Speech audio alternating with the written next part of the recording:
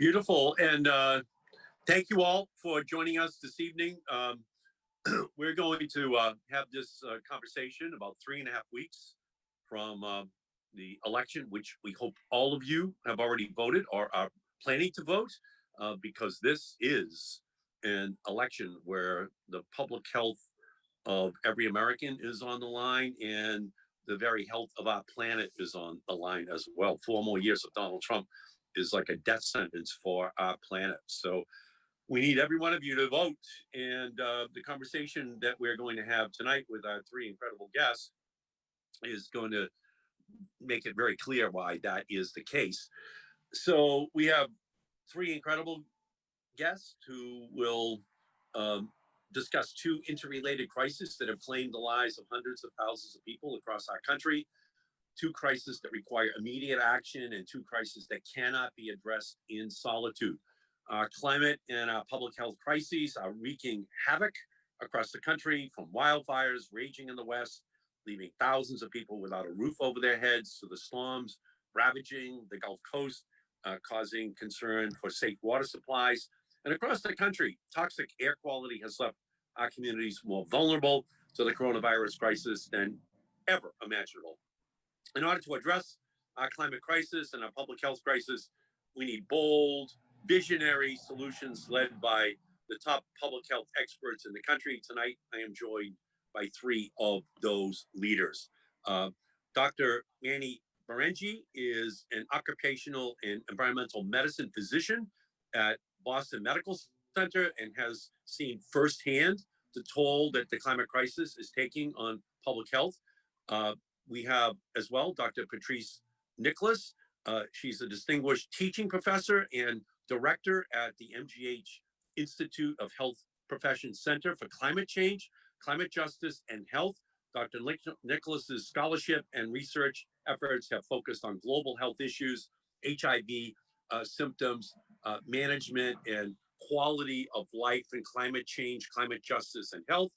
And Sue Ellen Brakey is associate professor in the School of Nursing at MGH Institute of Health Professions and a member of the steering committee for the Center for Climate Change, Climate Justice, and Health at the Institute. Sue Ellen's scholarship interests include bioethics, global health ethics, and the impact of climate change on health and well-being.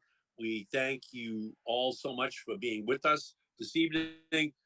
We've never had a moment like this in our history, and to have 3 experts join us for this conversation at this time, I think is really going to be well received by the thousands of people who will be watching this live stream. So I can't thank each of you enough for joining us this evening.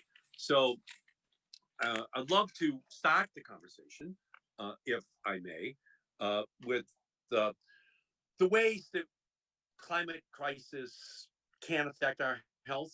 You know, when we talk about the intersection of health and climate, we often focus on poor air quality that can lead to asthma and respiratory diseases. But that's just one of the many ways that our healthcare can be impacted by the climate crisis. What are the other examples of health impacts brought about by climate change? Could each of you perhaps give us an example?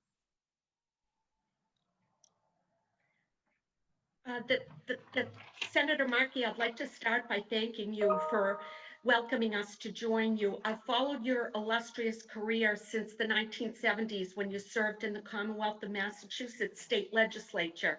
I'm a Dorchester, Massachusetts native, and sincere thanks for your pioneering efforts on behalf of climate change. And it's wonderful to have the chance to talk about health consequences of climate change. The Centers for Disease Control and Prevention actually has an excellent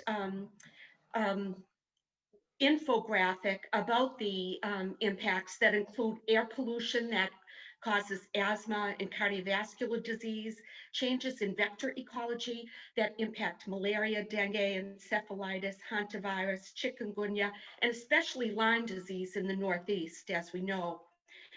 An increase in allergens leading to an increased prevalence of asthma, water quality impacts, with cholera, Campylobacter, and others, water and food supply impacts with malnutrition, environmental degradation leading to forced migration and civil conflict. So not only in the United States with heat stress in cities that leads to violence, but around the world. And also extreme heat, especially heat-related illnesses, occupational heat-related problems, and then mental health impacts in particular that occur because of severe weather. Great, thank you. Does anyone want to add to that? I'd like to elaborate on the mental health impacts because I think that this is an area that is gaining traction, but may have been overlooked as we focus more on physical impacts of climate change.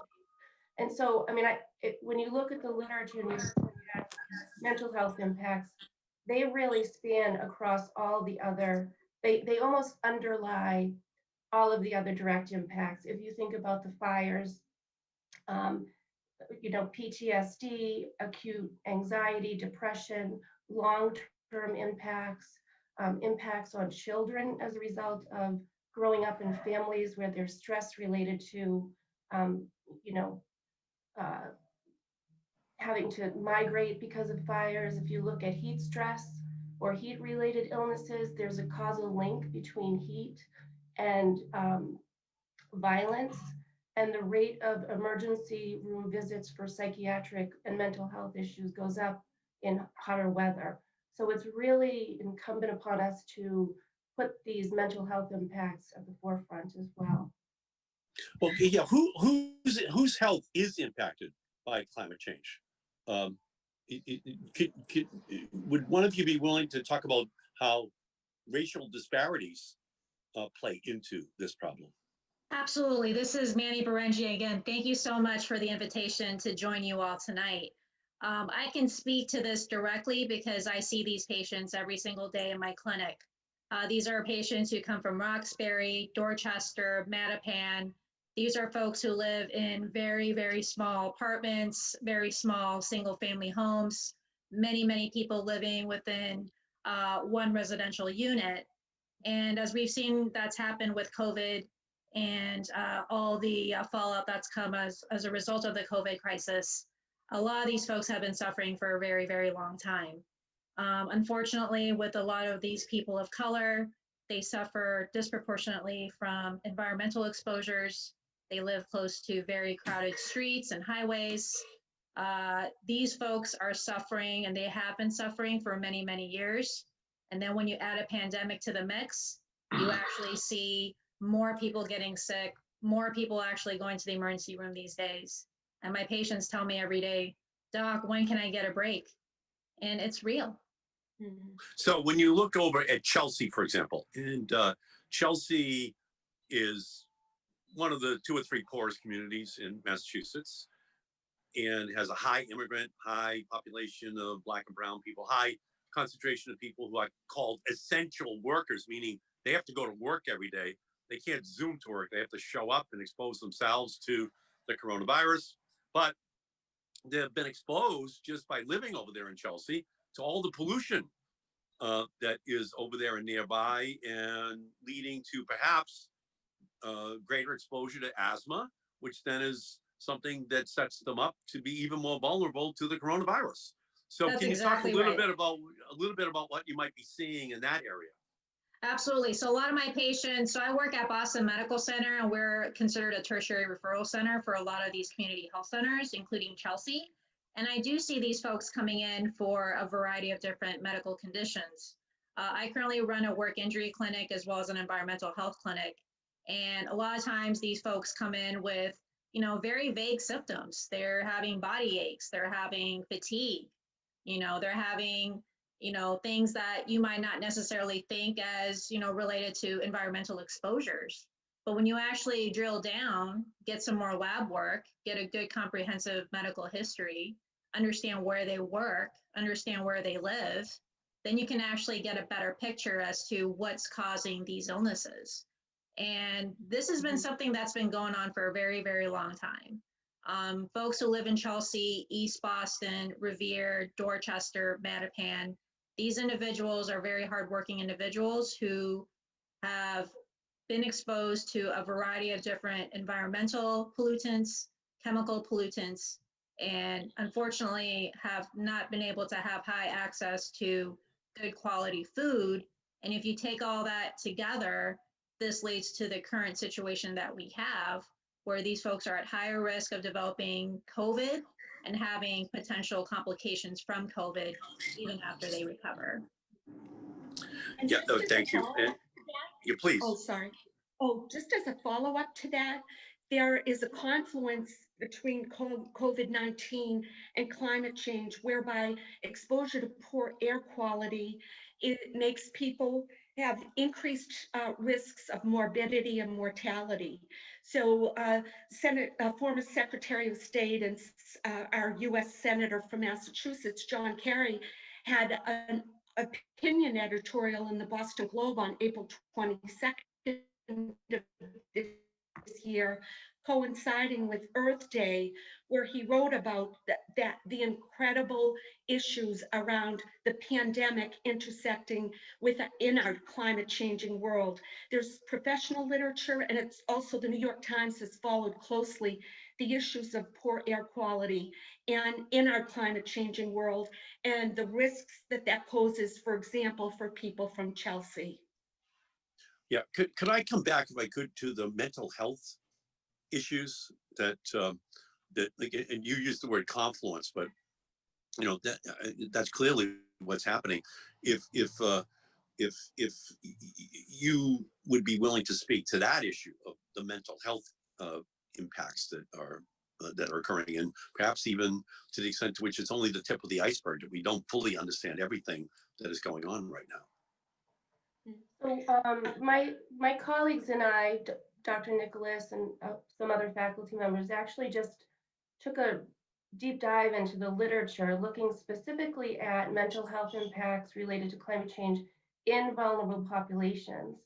So those vulnerable populations not only include people of color, but indigenous communities, people with disabilities, people with chronic illness. And so they, for instance, in areas of drought, and we're seeing more and more of that, especially out west, there's a higher rate of suicidality and suicide ideation because people are losing their livelihoods because they can't farm the land. Another example is, and I don't know if you've heard of this, but there's a concept known as solastalgia. Say it again. What is the concept? It's called solastalgia. And it is defined as the loss of belonging to one's environment. So you see it in indigenous people, but you also see it in climate migrants. And, you know, so look at people who had to move because of Hurricane Maria, or again, these wildfires we're experiencing. They lose a sense of themselves because they are no longer in that relationship with either the land that they love, or people who lose, you know, their belongings. You know, some people lose everything they own. So that's a newer concept in the mental health literature, which I think really captures the essence even more broadly. Like we can look at PTSD and depression and anxiety and increased violence, but this notion of solastalgia is really kind of capturing something intangible, I think. Yeah, you know, the reality is that the United Nations is predicting that we could have hundreds of millions of climate refugees by the year 2050. And that's going right to the phenomenon that you're talking about in terms of how do people then react that they can no longer live on their own lands and they just have to move. And by the way, it also calls into question, what should the refugee policy of the United States be? Right now, Donald Trump has got it down to pretty much zero. And yet we are the principal historic leader in the creation of the greenhouse gases that is causing so many of these conditions to be ripening across the planet. So we actually will have to look at our refugee policy as years go by, because so many of these people will be leaving, and they'll be leaving like you're saying, with the mental health issues as well, because they will have been forced out because of climate change. Mm-hmm. Yeah. And it also impacts children and their cognitive development and their mental health, because if they're kind of uprooted and now they no longer, you know, maybe they're not in the same family unit, or they're not in school, or their school is disrupted, that has negative impacts for children as well. Yeah. Manny, do you want to speak to that, Manny? Sorry. Yeah, absolutely. I mean, I see patients coming in to see me in the clinic these days, and you know, just the uncertainty around climate and just around COVID. People are really scared. People come to see me for, you know, general medical issues, you know, orthopedic issues. And then, you know, we've actually have had the ability to really drill down with some of these folks and, you know, try to figure out what's causing some of their chronic pain symptoms, or, you know, if they're not giving me full eye contact, really trying to figure out if they have some underlying mental health issue that hasn't been fully worked up. In the last couple of months since I reopened my clinic, it's been unbelievable in terms of how many diagnoses I've made that are outside of my scope of practice, especially when it comes to mental health. You know, anxiety has been probably the #1 diagnosis that I've had to make. And unfortunately, our medical care system is very difficult to get a good psychiatry and or psychotherapy referral within a timely manner because there's just not enough slots. So this is something that all clinicians, no matter what your specialty, we are all seeing the ramifications of the COVID crisis impacting the mental health of our patients. And we have to do our due diligence to ensure that these folks are properly diagnosed, getting to the right people to get further treatment. And again, in my case, you know, if I feel that someone's not getting a timely referral and not getting seen by a psychotherapist or a psychiatrist, I essentially just follow them up with telemedicine.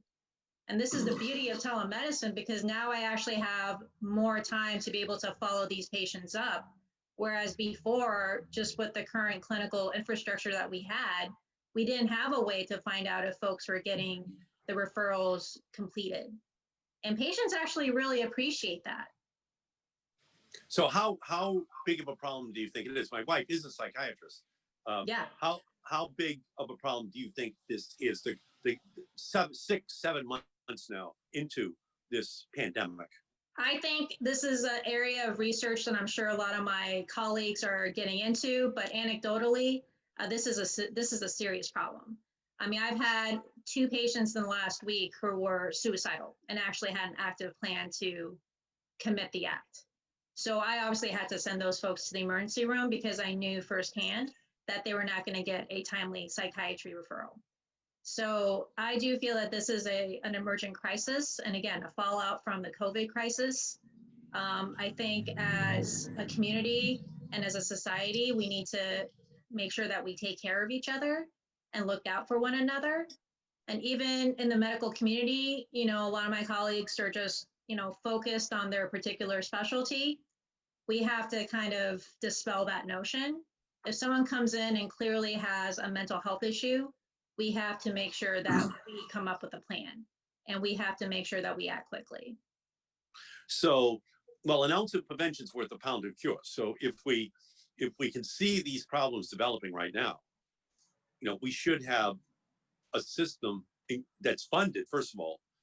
And again, Donald Trump blocking an additional, you know, package for the healthcare system is not helping us right now. A vision without funding is an hallucination. You have to have the resources that go into the system. Absolutely, so 100%.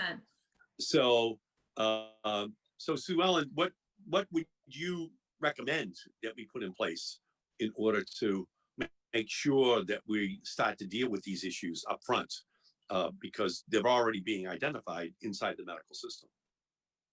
Well, I think, Monty, you touched on something when you said we all have to take care of each other. And I think that kind of speaks to community resilience and increasing social support and social capital. And so I think there's a role to play for health professionals to work with people within the community to increase awareness, and then maybe increase that community resilience by putting some things in place, even if it's early identification. I think, you know, one of the things that we've been talking about is even like really kind of looking at emergency rooms. Mhm. When people come in, can we screen people for, you know, issues related to mental health and be more proactive about it? So that is a kind of a catchment area where I think people could be screened, and, you know, the referral issues, I'm sure, are going to be the same. But I think the other area is really around community resilience and making sure that the most vulnerable in our communities have the support they need and are not isolated. You know, you think about, again, people with disabilities, the elderly, Mhm. uh, children, you know, women, you know, women are vulnerable as well. Mhm. I think that's a good place to think about working toward. And just to add to Llewellyn's comments, which Mayor Walsh and Governor Baker have really stepped in to lead in the void developed by the federal government with our current president. They've been remarkable. The city of Boston has Climate Ready Boston for each and every neighborhood, which is truly remarkable and focuses on some of the most vulnerable communities, including East Boston, of course, with sea level rise, which is one of the major impacts we'll experience here in the Northeast. The Mhm. issues of saltwater intrusion along the coast, whether it's the Seaport District, East Boston, Charlestown, et cetera. We should be very proud of the policy and advocacy efforts of the Office of the City of Boston Office of Mayor Walsh, and Governor Baker's been remarkable with the void, us, of course, or the Senate, but particularly with the current presidency. Yeah, and I was over in East Boston when on the day that Mayor Walsh made his announcement about the climate resiliency program for East Boston. Very vulnerable. You know, we don't really think in these terms that East Boston is right there in the crosshairs if ever a huge superstorm hit the city. And the same thing would be true for down in the Seaport area. We would have Faneuil Hall flooded, would have homes that would be devastated. We would have, let's be honest, we would wind up in a situation where Back Bay, you know, which is all just filled in land from, you know, the 1890s, that where all those beautiful streets are, Marlborough and Newbury, it would return to its original condition if we ever had a Hurricane Sandy hit Boston. It would be devastating to us. And we're seeing the intensification of these storms. The warming water is the kind of the fuel for these superstorms, and off of our coastline in Boston Harbor is the second fastest warming body of water in the world after the Arctic. So we just should be crossing our fingers, hoping, you know, that we don't get hit, but also saying, how can we put the preventative care in place in order to avoid these catastrophic consequences? Because families would just be devastated. And it would go all the way from Provincetown up to Plum Island in Newburyport. You know, a life-altering experience if one of these storms did hit us with the full brunt of its power. So environmental justice is a big part of this. We have to make sure that, especially in places like East Boston, Chelsea, they get the resources they need in order to protect themselves against the pollution in the first place, or the consequences of the pollution, you know, as these superstorms continue to intensify. So, so what? And I'd love to get a round out of our three expert guests here about what we can do to protect ourselves. And maybe you could even speak to this issue of a big climate bill, a Green New Deal, something that begins to deal with the magnitude of this threat because it manifests itself in health consequences. So I'd love to hear each of you you know, in terms of your opinion of how important a Green New Deal or a big climate bill would be passing Congress next year. I'll jump in. So I mean, I've had a chance to review your Green New Deal that you proposed with AOC, but it's actually more important to focus on the grassroots, in my humble opinion.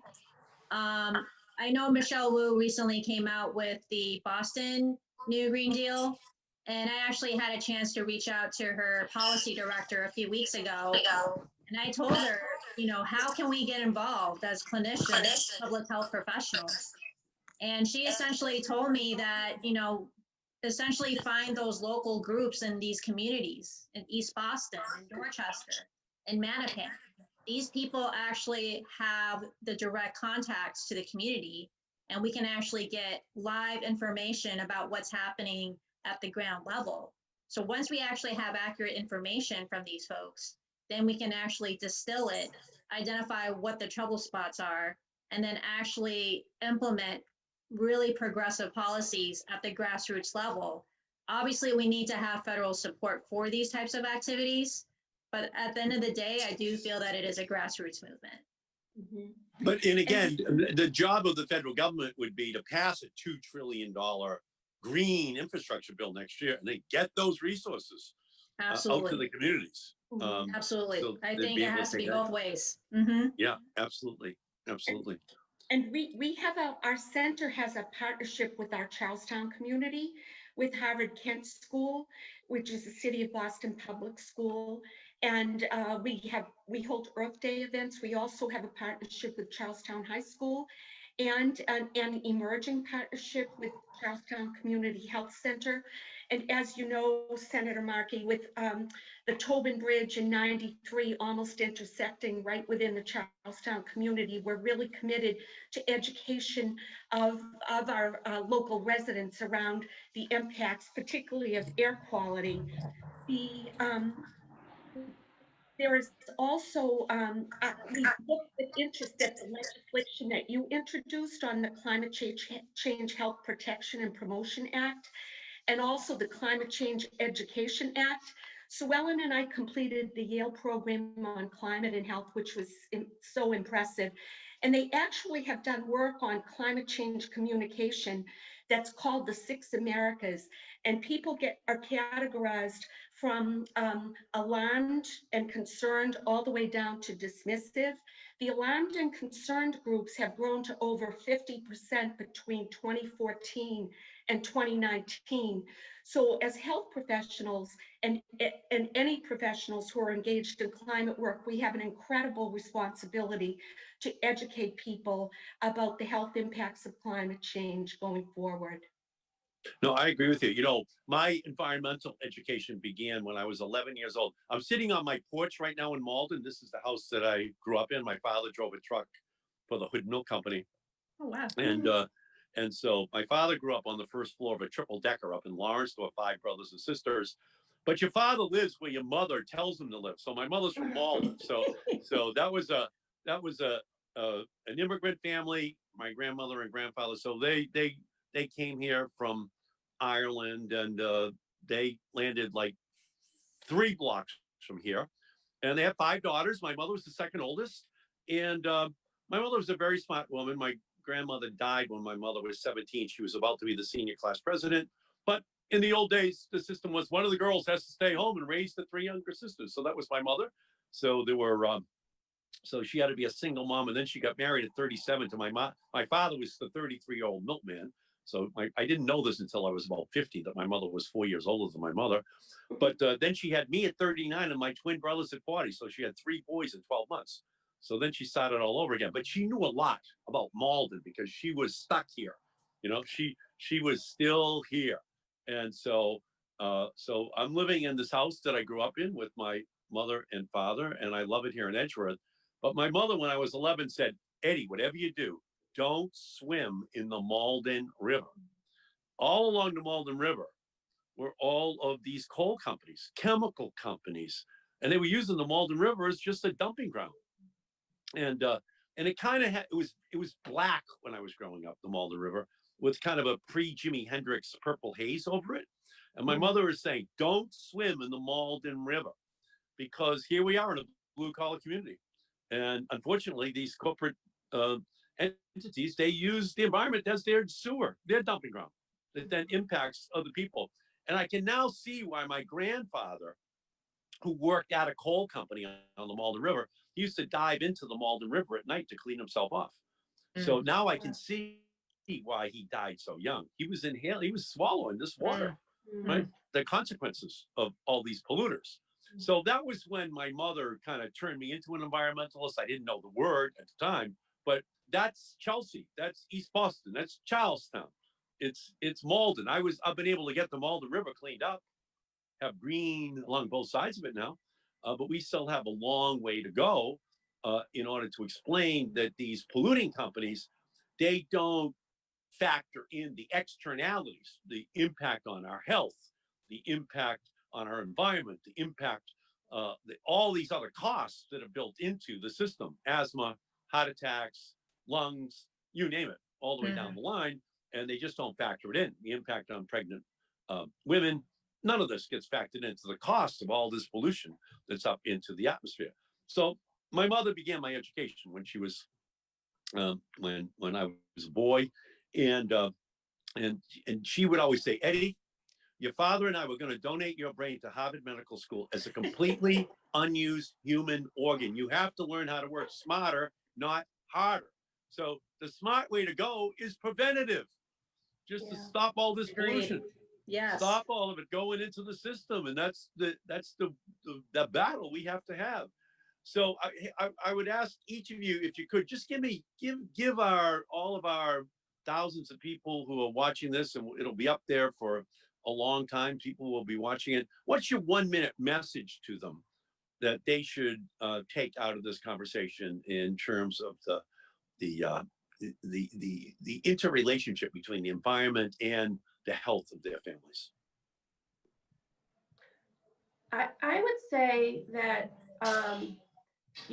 we had a symposium a few years ago, and last year it was canceled because of the pandemic, but Gina McCarthy, who I'm sure you know, spoke. And her message, which was really profound, was like, you do have to have hope. You have to be aware. We have to educate people.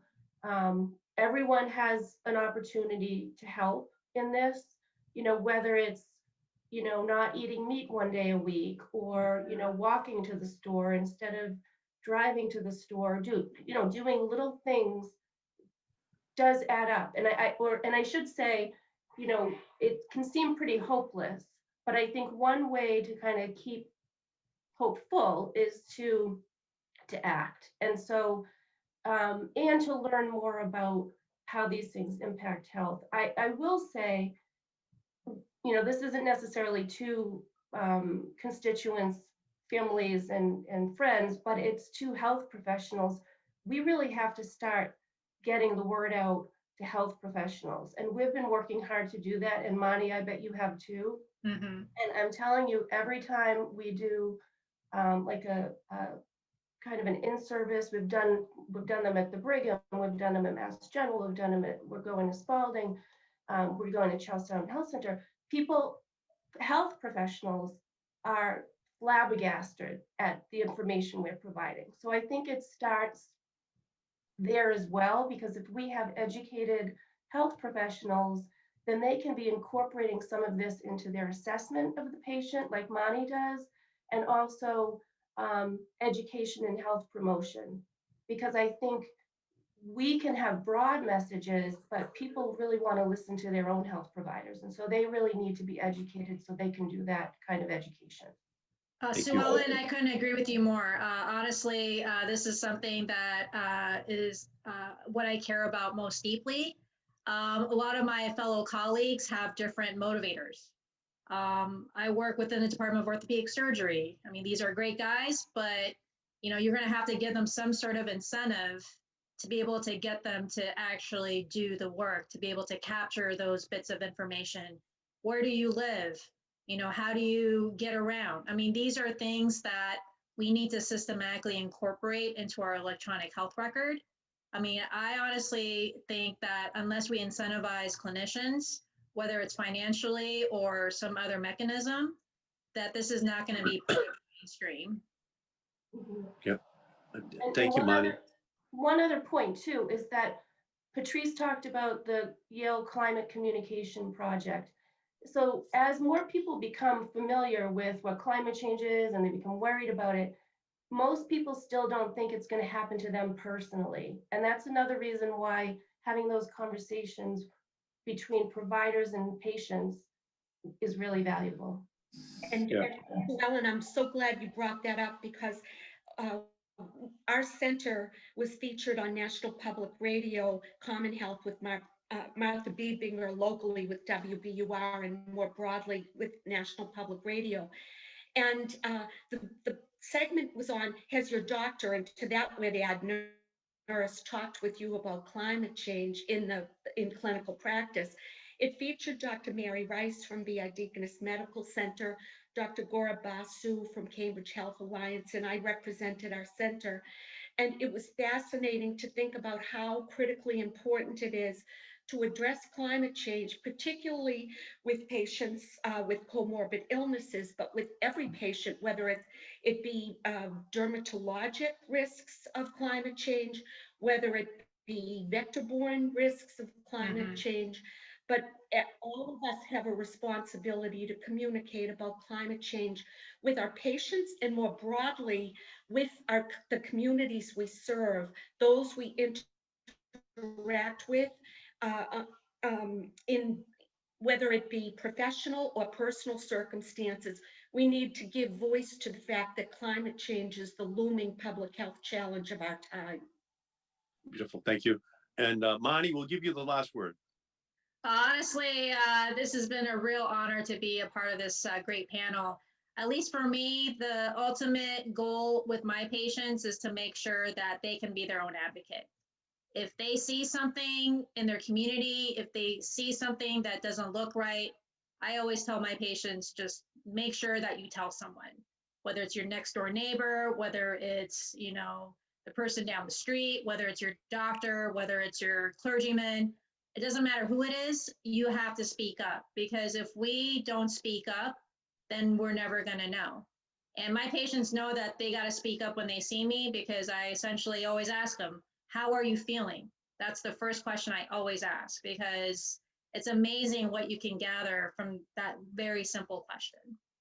Beautiful. Thank you. And thanks to each one of you. And I'm very proud, by the way, that Dan Nesty, one of my former interns, is the one who created the Yale Climate Communications Program. So, so I had him on my staff, and so he's moved on to bigger and better things, and we're very proud of him. We're glad he's staying in the climate and health sector.